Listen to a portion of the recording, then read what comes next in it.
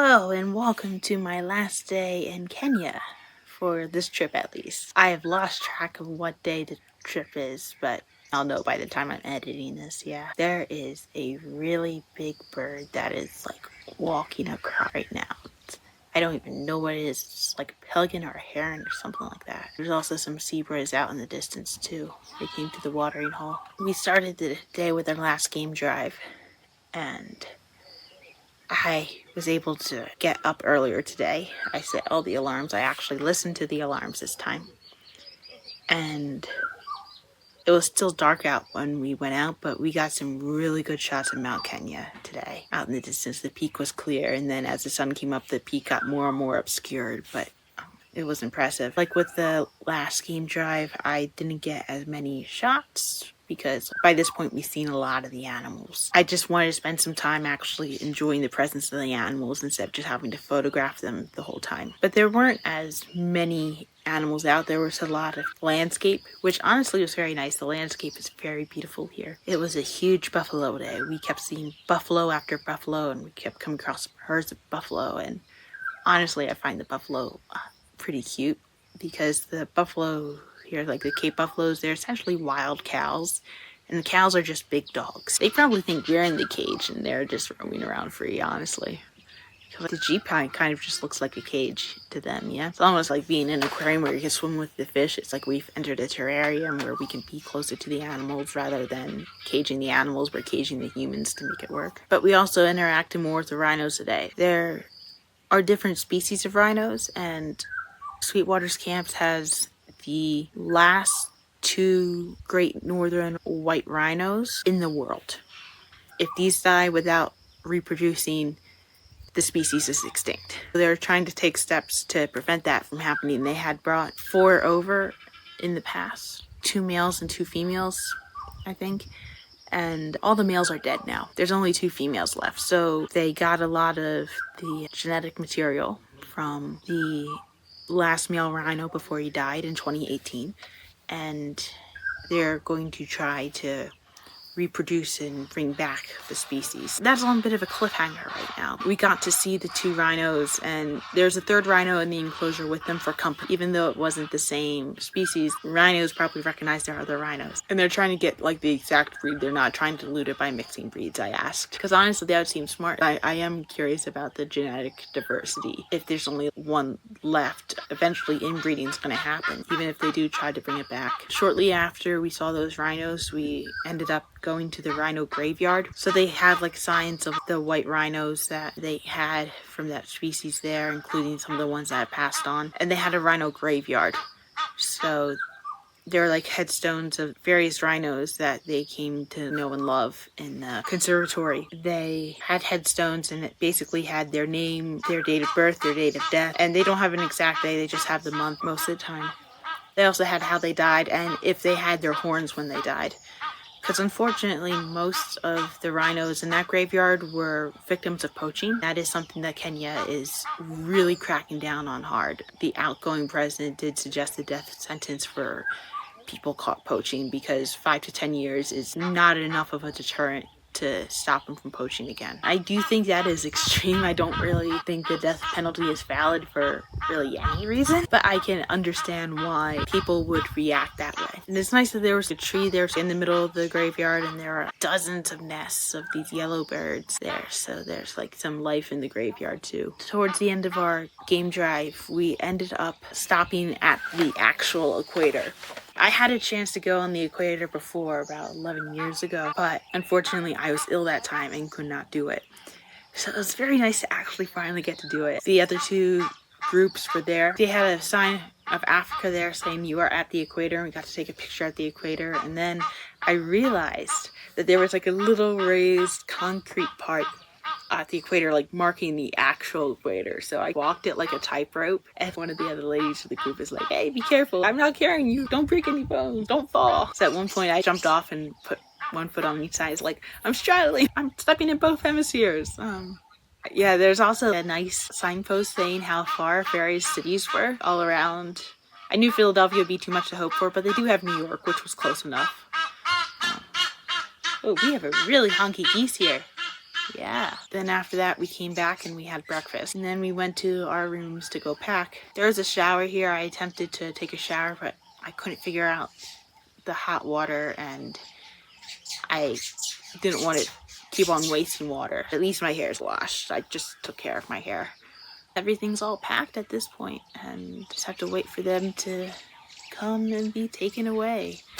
So I just have to do one final check through in the room, and then we have to drive back down the 4 hours to Nairobi again. From there, we have one more restaurant to go to, and then we have a late night flight home. So it's apparently another hour longer than the last one because we are going in the opposite direction. Yeah, I'll check back in later on in the day. I'm not sure when that's going to be though. Though this is the last you get to hear the geese.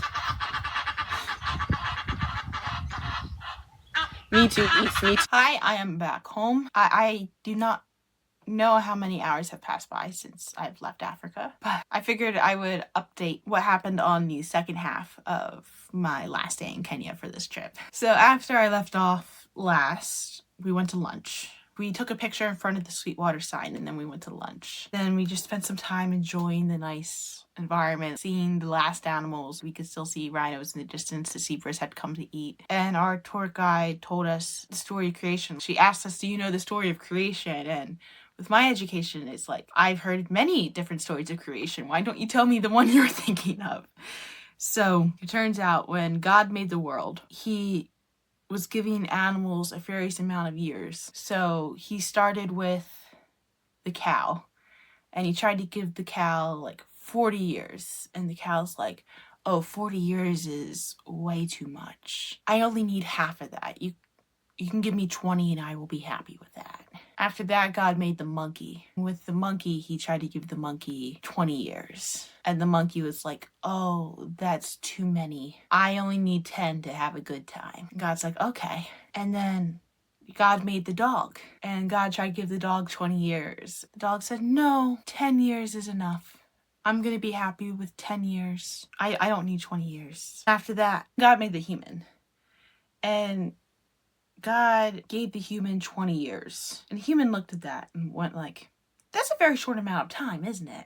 And so God was like, okay, how many more years do you want to live? And the human said, well, all those other years that the animals didn't take, why don't you give them to me? So as a result, when you're a human, the first 20 years of your life, you are taken care of. Then the next 20 years are the years from the cow. And that is the year in which you are taking care of everyone else.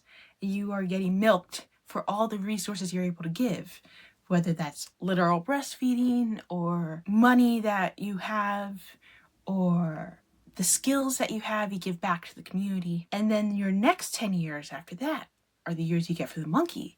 So those are the years where you have a good time. You've done your responsibilities to society, but you're taking advantage of the resources. And then the last 10 years are from the dog. And that's when your body's all broken down and you're just sitting there and you're going like, who's there? Who's at the door?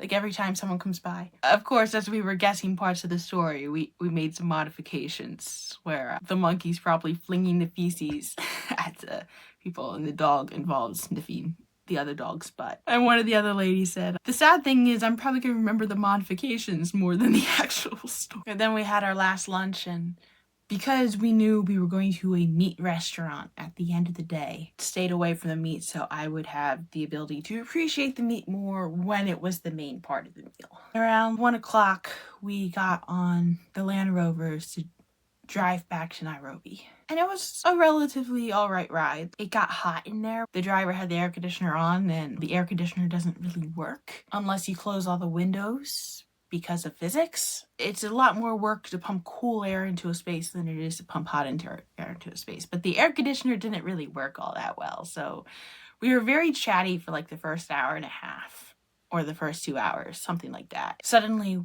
we all got tired at the same time, and we were just like staring at the window, and we had like succumbed to the heat. I had 2 water bottles filled with water, but I knew by the time we got to the airport, those would need to be empty. The 1 water bottle I finished during lunch, and then the other water bottle I came very close to finishing by that time. We took a break at the same gift shop which we took a break on the way up, which was nice. There were people who ended up buying some stuff they saw the first time around. They didn't know they would have enough room to pack it. And by this time we had packed everything, so they knew how much room that they had. One of the ladies saw a batik fabric and she's like, if that's there when I come back, I'm gonna get it. And she got it. I ended up getting stopped through the craft portion part, and they were like, hi, do you want to look around? Do you want to buy some of the artwork? And I was like, I need food. And they're like, okay, you come back next time. I don't know when next time is going to be, but I guess this is holding me to that now. Mentioning this, I ended up buying some coffee for Dad because I knew I had enough room to squeeze some coffee in, and my dad likes drinking coffee, so it'd be something that he would appreciate. Since it was so hot outside, it was just so hot, I needed something cold.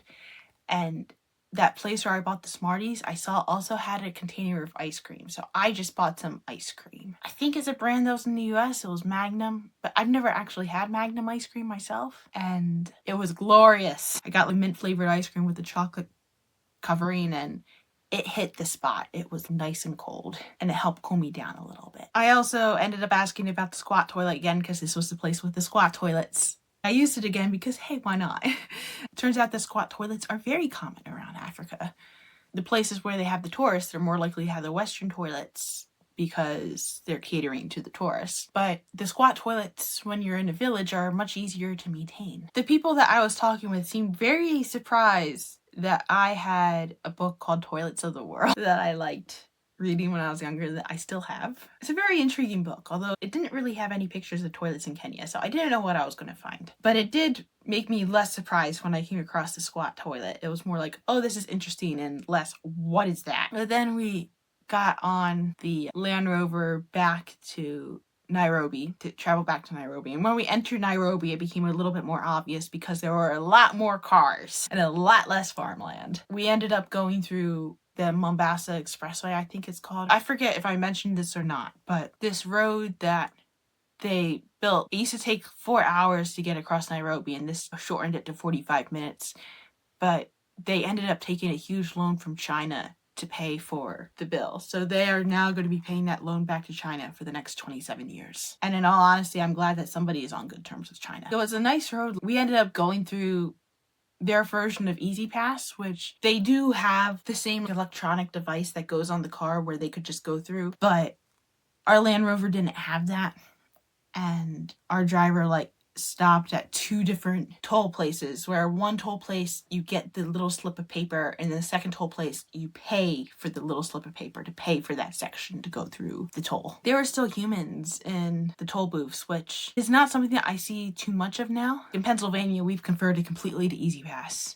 And when you're in Jersey, there's still the chance to pay cash, but I always go through Easy Pass because I live in Pennsylvania. We ended up driving by Nairobi National Park, and we drove by the police academy, and we saw more of the paint advertisements, which their paint advertisements are quite clever advertising campaigns. The paint company will actually paint their advertisements straight on the brick. So in the advertisement, you can see the product in action. And there's one company, Crown, that was like, if you like it, crown it. And they would repeat this phrase at least 3 times. It reminds me of reading about the old shaving cream advertisements that used to be along Route 66 in the States, where they just had multiple billboards for the same advertisement. Here they just have the wall doing the same advertisement over and over and over again. It worked because now I remember, if you like it, crown it. They also had Rough and Tough. It was a silicone paint. It was a paint that was specifically made to be outdoors, which, considering all the corrugated metal that I saw, I could see why people would want that, especially if it would help stop the metal from rusting and keep your building cooler and last longer as well. I swear this is not an advertisement for Crown Paint. This is me just being intrigued by the marketing technique. We ended up pulling into a restaurant for our farewell meal. It was called Carnival Restaurant. So Carnival Restaurant is very similar to a Brazilian steakhouse in that you don't have to leave the table in order to get your food. They bring the meats to you, and they will keep on bringing meat until you surrender. So there was one surrender flag for the whole table. There wasn't an individual thing, and basically there was a whole list of meats. Some of them were more common, some of them were more exotic. By exotic, I mean less frequently eaten by people who are coming to the restaurant. They will keep asking you, do you want this meat? Do you want this meat? Once you're done eating the meat, they had a dessert. Like first they showed us where the bathroom was, and we sat at this table. It was really hot in there because we were indoors. Like outdoors, there were too many mosquitoes and whatnot, but indoors, it was just a lot of heat because we were near the death pit. The death pit was where they were cooking all the meat. This huge round thing, it was just a bunch of coals all lit, and they were shining red lights on it, and you could see the meat cooking. And that's how I found out what different meats that were there. They said they were going to offer us a soup, which was like carrot and mint, and it was intriguing. It wasn't my favorite thing in the world, but it was nice to try. They also had a huge like lazy Susan contraption that they just put in the middle of the table, and the bottom was like different salads and like other vegetable like things that you could eat, and the top were all the different meat sauces. Also, it's a good thing to know that there is a vegetarian option if you come to Carnival, so you can still take part of the fun, but you don't have to eat the meat if you don't want to, which was good because we had some pescatarians in the group who only ate fish, so they were taking the vegetarian route today. I myself am not vegetarian because I'm picky enough with my food as it is. In all honesty, if I'm choosing my own food, I am less likely to go for meat, but if meat is offered, I will often eat it. First, they started with the drinks. So you could order drinks, and we had to pay for the drinks. Everything else was included by Craftours. They had someone there who was offering dawa. Dawa is the Swahili word for medicine. It might be their national drink, I'm not sure, but it's like a very Kenyan drink. It's like vodka and lime. There may be something else, but those are the two things I know for a fact were in there. There was ice in there too. The general idea is you have this medicine to settle your stomach before you eat all this meat. There's like, does anyone want to try? And I was like, I'll try it. Like, usually I'm a teetotaler. I'm here. This is experiencing their culture. Why not? Yeah. So they gave me some dawa, and in all honesty, I like the mocktail version of the dawa better than the alcoholic version, but it was still good.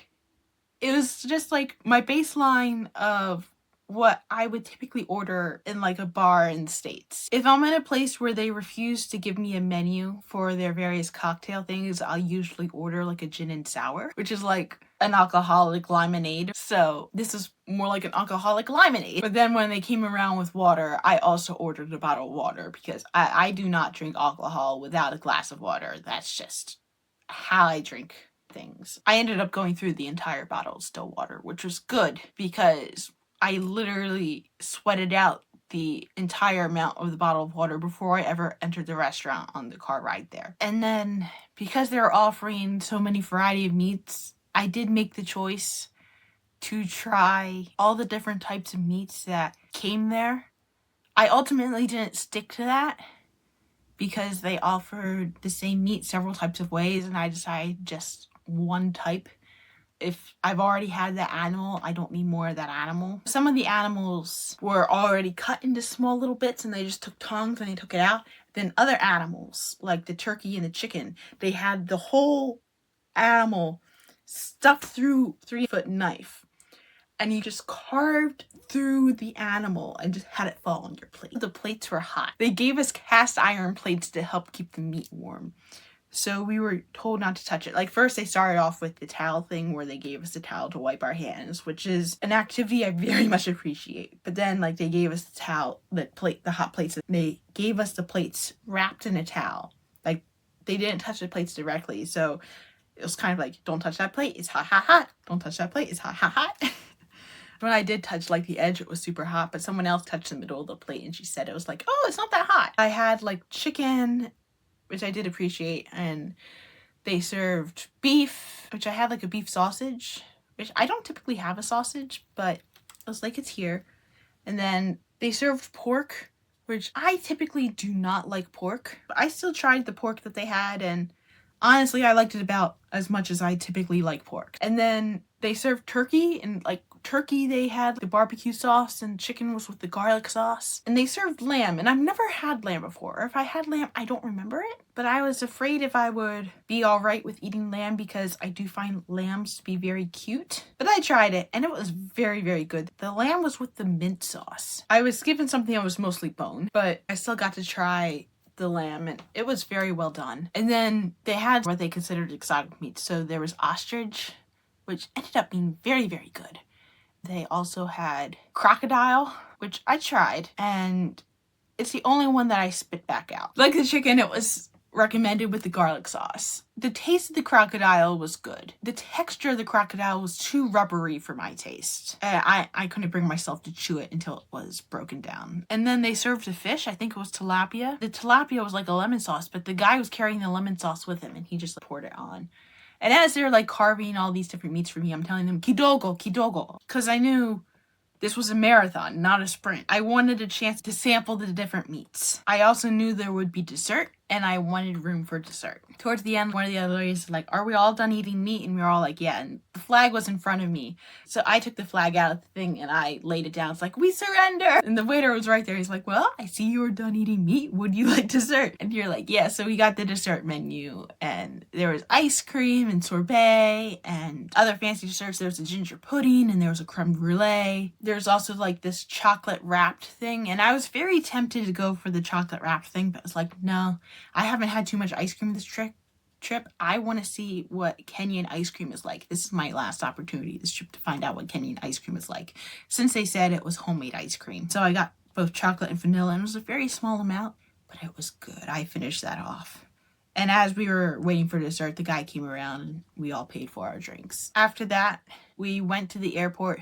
When I told our driver that I had dawa, he's like, oh, you're going to sing for us. Yeah, we're going to have a good time on the way back. This is going to be the party bus. We didn't end up singing.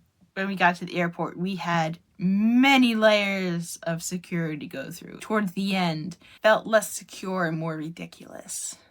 First, there was one point where we had to get out of the vehicle and not bring anything with us and go through a metal detector while the items in our Jeeps were electrically scanned. And this is the only time in Kenya, outside of the hotel, where I walked around without my phone or my wallet.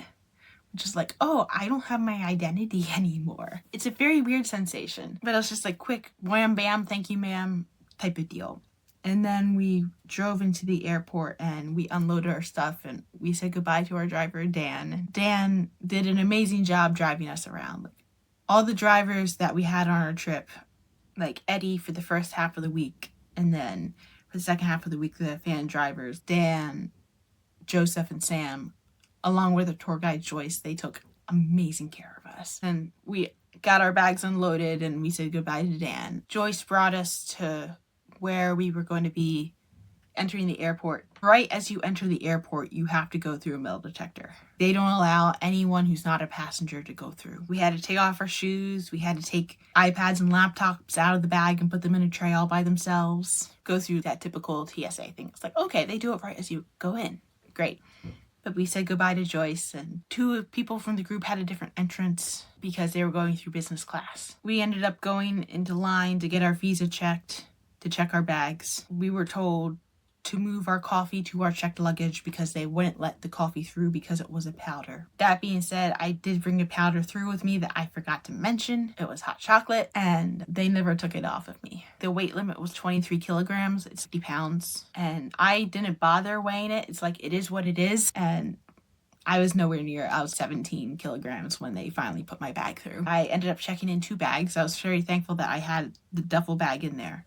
What I wanted to do with the island trip, where I put the extra stuff in the duffel bag and have one with me, that's what I accomplished in Kenya. I had the duffel bag with the extra stuff in there, and I was able, especially since I'd given my animals away, I was able to use that space to bring home all the stuff that I bought in Africa back. There was one point where the place where we checked our passports before we go to the baggage, it was before the line, and it was not a very well thought out area. We were getting in people's way. From there, after we checked our baggage, we had to go through security again. Like, take off your shoes, take out the iPad, take out like any electronics, things like that. We went through that whole process again. And it's like, okay, we're done now, right? It seems a little bit overkill, but we get it. We walked through the duty-free section. We found our gate. And they weren't letting people in because there was another level of security. Like the same level, take off your shoes, take off your iPads, and put all your bags through, get scanned. At this point, it seemed a little bit ridiculous. At first, someone else went up going like, are we allowed in? And the person's like, we're waiting like 10 more minutes. But then it was like, water in the bathrooms are out here? Are there more as we go through the gate? Because that determines whether we need water now, because we spent 4 hours driving through Kenya on our way there. So we were likely dehydrated. I went through dehydration when I was very young, like 8 years old. It was not fun, and I don't want to go through that again. I ended up going back up to ask the guy, do they sell water on the other side? Are there bathrooms on the other side?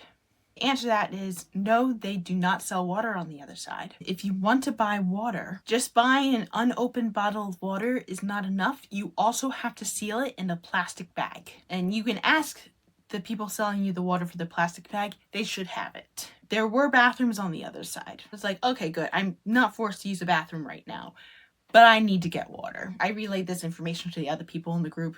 It's not something that we knew about beforehand, so I'm very thankful that I asked. I did go up to the closest store and ask them for that specifically. I said, I'm going to the American Gate. I need the plastic bag. And they said, oh, we don't sell that here. You have to get that from duty free. So I ended up going all the way back to duty free, and I got a water bottle, and I stated I needed a plastic bag to seal this. They ended up having to scan my passport, which I found relatively unusual, but I also don't buy frequently from duty free. So I don't know if that's a typical way that duty-free works or not, but I wouldn't be surprised if it was. And then we ended up going through the whole security again of taking off my shoes, taking out my iPad, going through the whole body scan again. Like, okay, cool. You really think between these two things that I would have had a chance to do something. At the time, I still had the contents of the dawa in me. So some of my inhibitions were slightly lowered. And I remember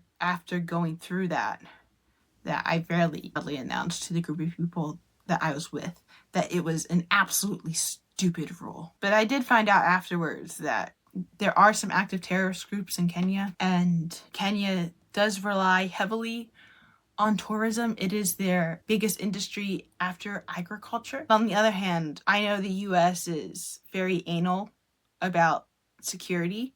Understandably, I remember 9/11 happening. I lived through 9/11. I know why this is happening. And I wouldn't be surprised if this was the US instituting this rule and not Kenya. It does strike me as being a tad bit ridiculous and frankly being somewhat unsafe. Weirdly enough, despite being synonyms, it is possible to be secure but not be safe.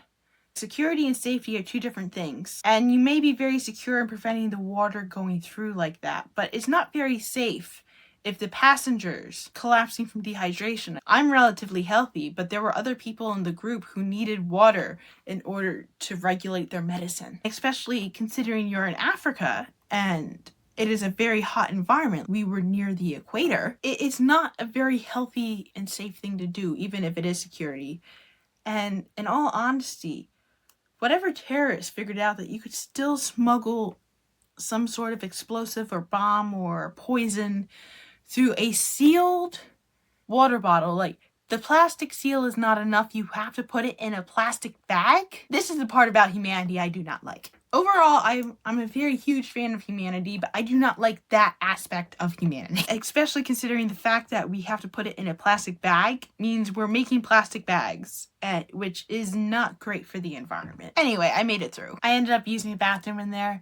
The bathroom was a sensory nightmare. They were blowing some sort of machine that made an absolutely horrendous sound. I don't know what it was for, but I did not like it. At this point, I ended up taking my meds, and there is one of my medications that involves me splitting a pill in half because I need 15 millimeters and it's only sold in 10 millimeter and 20 millimeter amounts. I ended up taking less than I normally take because I was at the point where I would have had to split a pill. After you've been through that much security, there are a few things that seem more suspicious than cutting a pill in half. So I didn't. But I guess also because I had to take the malaria medication, the malaria medication didn't really interact well with the alcohol, I started feeling somewhat hot, like almost feverish. But I was like, you know what? We're going to get on the plane. It's going to be cooler on the plane. I'll be fine. Also, I'd been awake for a very long time at this point. So we ended up going on the plane, and the plane was a relatively good ride. I ended up in the middle seat of the middle section, which honestly is what I typically expect. I did end up falling asleep. It was very jerky sleep, but I managed to just pull out my tray table and I rested on my tray table, and that's how I was able to fall asleep. I watched a little bit of a movie and then I would pause, I'd fall asleep, and then when I'd wake up, I'd watch a little bit more of the movie again and I'd pause and I'd fall asleep. They kept it dark for most of the time because we were basically traveling at night. The plane was scheduled to take off at 11:35 p.m. It was basically nighttime as we went through. We ended up being on the plane for 16 hours. It was a 15-hour planned trip, but it took a little bit longer because they came across some wind conditions, which I didn't realize till after the fact. And they served us meals, and honestly, the food didn't taste as good as it did on the way over. But I sat between two nice gentlemen. I ended up watching 4 movies. The first movie I watched was The Great Gatsby, the Leo DiCaprio version. I did end up having to restart it because there was one point where they just had to reboot the entire entertainment system, so we didn't have it for about 10 to 20 minutes. And then I ended up watching this movie that was filmed in India, I think. It's called Hello, Charlie. So basically there's this billionaire that's defrauded like 27 companies, embezzled a lot of money, so now he has to leave the country because otherwise he's going to end up in jail. And there's this other adult who can't seem to hold on to a job, but he needs a job because he has to pay off his father's debt. And so he's like going through jobs. He just doesn't have the same mindset that a lot of the other people have. So the millionaire embezzler his mistress kind of tells him, you can escape as a gorilla. There's like a circus fair down and we got a boat there for you. But if you dress up as a gorilla, we can pretend you're a trained gorilla who's going to be at this fair. The guy who needs to raise money for his debt, he ends up agreeing to deliver this guy down, and then the rest of the movie is like him traveling down, and there's a bunch of hijinks. There's a real gorilla that gets added to the mix. It was a hilarious movie. I absolutely loved it. Third movie I watched was another movie I'd seen before. It's called Isn't It Romantic? It's a romantic comedy that's spoofing on other romantic comedies. I finished up with this movie I'd never seen before, Let Them All Talk. It has Meryl Streep, Candice Bergen, and Diane Wiest, who I thought was Annette Bening, but is not Annette Bening. It's a movie that takes place on the Queen Mary 2, which is my parents' absolute favorite cruise ship of all time. It is the only cruise ship they have ever been on, but it's the only one they decided to be on. So it was interesting to like watch it and see how it went.